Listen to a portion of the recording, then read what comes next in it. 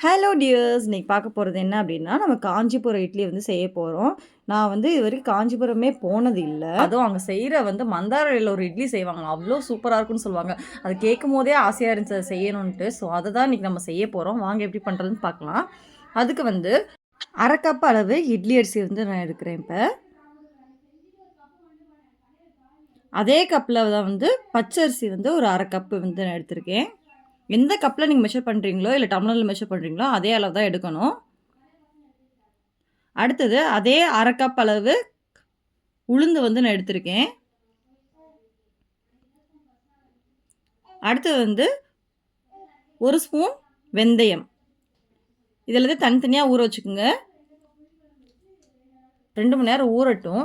நல்லா ஊறுனதுக்கப்புறம் இத வந்து ஒரு மிக்ஸி ஜார்லயோ, இல்ல கிரைண்டர்லயோ போட்டு நல்லா வந்து கொஞ்சம் கரகரப்பா வந்து இருக்கணும். ரொம்ப நைஸா வந்து இந்த மாவுக்கு வந்து இருக்கக்கூடாது.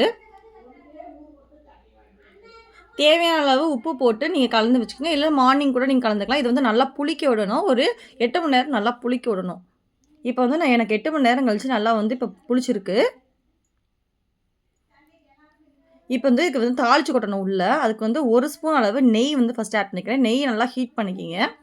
ஹீட் பண்ணிட்டு கேஷ்யூ வந்து ஆட் பண்ணிக்கிங்க. நான் வந்து கட் பண்ணி கேஷ்யூ ஆட் பண்றேன். உங்களுக்கு வேணா முழுசா கூட நீங்க ஆட் பண்ணிக்கலாம். இது நல்லா கோல்டன் ப்ரவுன் வர வரைக்கும் வச்சுருக்குங்க.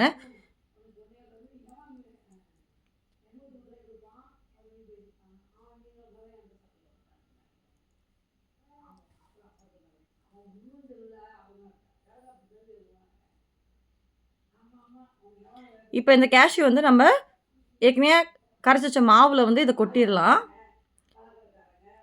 அதே தாளிப்பு கரண்டியில 1 ஸ்பூன் அளவு நல்லெண்ணெய் வந்து ஆட் பண்ணிக்கிங்க.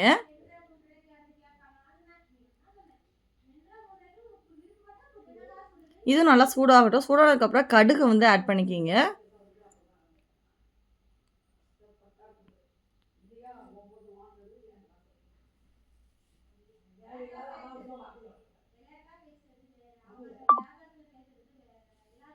கடுகு நல்லா பொரிஞ்சதுக்கப்புறம் கடலைப்பருப்பு ஆட் பண்ணிக்கிங்க.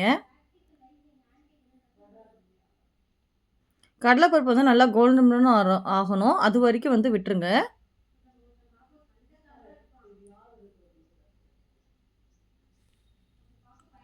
அடுத்தது கட் பண்ண கொஞ்சமா இஞ்சி வந்து ஆட் பண்ணிக்கணும். குட்டி குட்டியா கட் பண்ண இஞ்சி.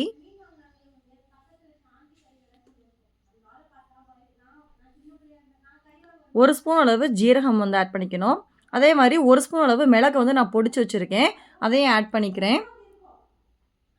அது மாதிரி கொஞ்சமாக வந்து சுக்கு தூள் வந்து நான் ஆட் பண்ணணும். அடுத்து பெருங்காயத்தூள் ஆட் பண்ணிக்கிங்க.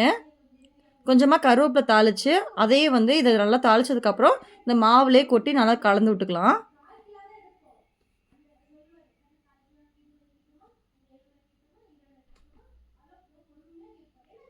இதை நல்லா மிக்ஸ் பண்ணி விட்டுட்டு ஒரு டம்ளரில் நெய்யோ இல்லை எண்ணெயோ தடவி நல்லா வந்து ஒரு 1/2 கப்பு மட்டும்தான் ஊற்றினா போதும். ரொம்ப ஊற்ற தேவையில்லை. நீங்கள் மந்தாரையில் வச்சுருந்தீங்கன்னா அதில் ஊற்றிக்கிங்க. நான் வந்து என்கிட்ட மந்தாரை இல்லாததுனால நான் டம்ளரில் வந்து ஊற்றிக்கிறேன். இது வந்து இட்லி பாத்திரத்தை நல்லா சூடு பண்ணிவிட்டு உள்ளே வந்து இந்த 3 டம்ளரே வச்சிடுறேன். வச்சுட்டு மூடி போட்டுட்டு மீடியம் ஃப்ளேமில் ஒரு 20 மினிட்ஸ் வந்து நல்லா வேகட்டும். அது வரைக்கும் விட்டுருங்க.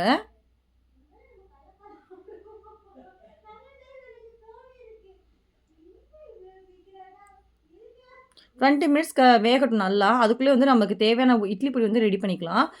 1/2 கப் உளுந்து வந்து ஆட் பண்ணிக்கிறேன். அதே மாதிரி 1/4 கப் அளவு கடலைப்பருப்பு ஆட் பண்ணிக்கிறேன். இது ரெண்டையும் வந்து நல்லா கோல்டன் ப்ரௌன் ஆகிற வரைக்கும் நல்லா விட்டுருங்க. அடுத்து காஞ்ச கருவேப்பிலை கொஞ்சமாக ஆட் பண்ணிக்கிங்க. 3 காஷ்மீரி சில்லி ஆட் பண்ணிக்கிங்க. உங்கள் காரம் தகுந்தாப்பில் ஆட் பண்ணிக்கிங்க. எனக்கு வந்து இந்த காஷ்மீரி சில்லி வந்து நல்லா காரம் கொடுக்கும். ஸோ அதனால் வந்து எனக்கு 3 வந்து போதும். கல்லுப்பு கொஞ்சம் ஆட் பண்ணிக்கிங்க. அதே மாதிரி பெருங்காயத்தூளும் கொஞ்சம் ஆட் பண்ணிவிட்டு இதை வந்து நல்லா ஆற விட்டு அதுக்கப்புறம் நம்ம வந்து அரைச்சிக்கலாம். கரகரப்பாக தான் அரைக்கணும். அடுத்து வந்து நமக்கு இட்லி வந்து இப்போ நமக்கு நல்லா ரெடி ஆயிடுச்சு. இது வந்து ஆற விட்டுக்கலாம். ஒரு கத்தியோ இல்லை ஸ்பூனோ வச்சு நம்ம எடுத்து ஒரு தட்டில் வந்து ட்ரான்ஸ்ஃபர் பண்ணிக்கலாம். பாருங்கள் எவ்வளோ ஸ்மூத்தாக இருக்குன்ட்டு அப்படியே பஞ்சு மிட்டாயாக இருக்குது. அவ்வளோ சூப்பராக இருக்குல்ல. அவ்வளோதான் சூப்பர் டேஸ்டியான காஞ்சிபுரம் இட்லி ரெடி ஆயிடுச்சு. கண்டிப்பாக ட்ரை பண்ணி எப்படி இருக்குன்னு சொல்லுங்கள். Thank you so much. பாய்.